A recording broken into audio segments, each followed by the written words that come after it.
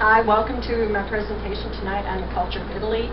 Tonight I'm going to show you more than Italy being Chianti, pizza, and gangsters. I'm going to show you and tell you what the Italian culture is all about. First of all, let me give you a little background. I grew up in Chicago, and of course I'm Italian. We had our Italian neighborhood, we had our German neighborhoods, we had our Polish neighborhoods. Everybody had their own culture in certain sections of the city, but we all got together well.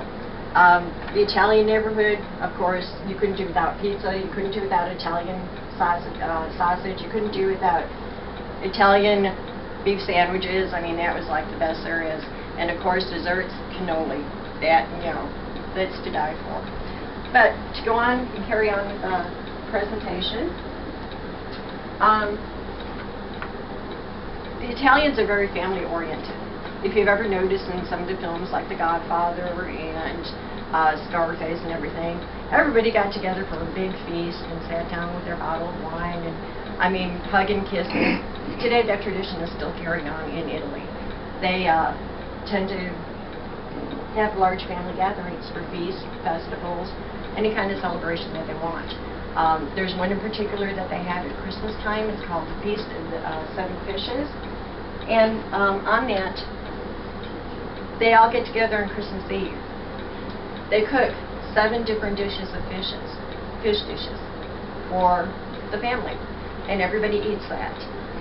There are the northern part of Italy that does 9 dishes, and some do 12 dishes. And this represents the 7 days that the universe was made in by God. It also represents the 12 fishes of the 12 apostles. Anyway, to carry on with this,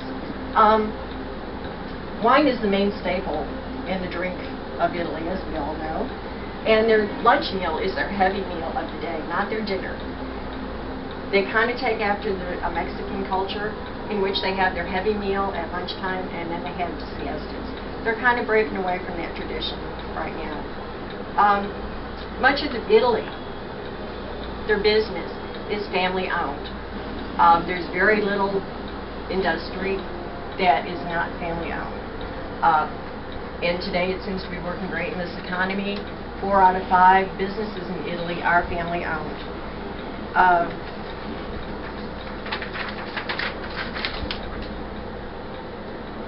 Women and children are also starting to become individuals in that country, whereas before they were family-oriented in the sense where women stayed home and did the cooking. They're now venturing out into being independent. Contributions. In Italy, the Italians, when they came over here, if you stop to think about it, Christopher Columbus was the first one to arrive here in America. America was named after America Vespucci. These are all Italians. Italians have practically built the American country, plus they built a lot of other countries. We have a list here of different stars, sports figures that have contributed to the American culture here. And of course, they are all of the Italian descent. Also in Italy, there are many dialects of language. You have your northern dialect, you have your southern dialect, and you also have your Sicilian dialect. The Sicilian dialect is pretty much taken after the German and Arabic cultures, in which they picked up their language pretty much so.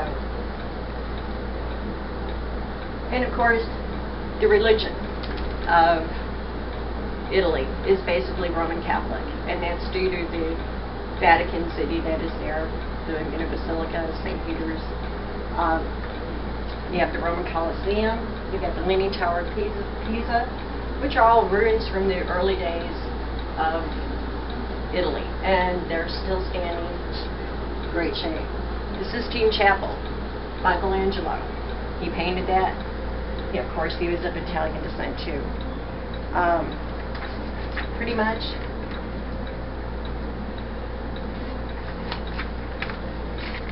With the Italians, they're very diverse people. They're very cultural people. They're very family-oriented. And with that, they stick to themselves, but yet they give to other people. I thank y'all for coming out, and I appreciate your time. Thank you.